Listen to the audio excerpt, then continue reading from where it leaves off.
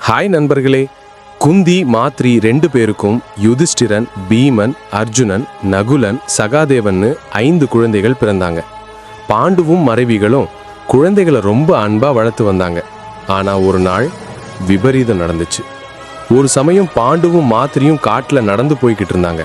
அப்போ மாத்ரியோட அழகுல பாண்டும் மயங்கிட்டார். மாத்ரி, சாமி சாபம் சாபம்னு கத்தியும் பாண்டுவுக்கு அது காதுல விழல.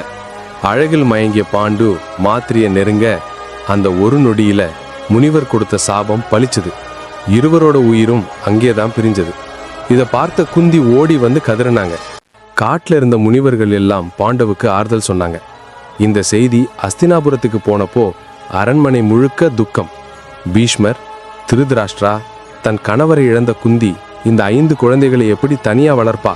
உடனே குந்தியையும் என் பேரன்களையும் அரண்மனைக்கு அழைச்சிட்டு வரணும்.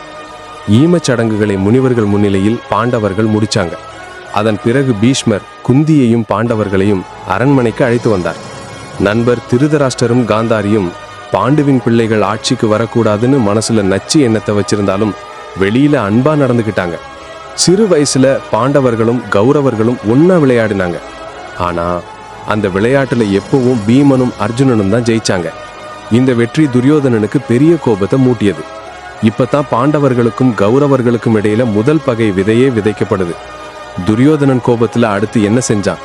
மகாபாரத போரின் அடுத்த ரகசியம் காத்திருக்கு.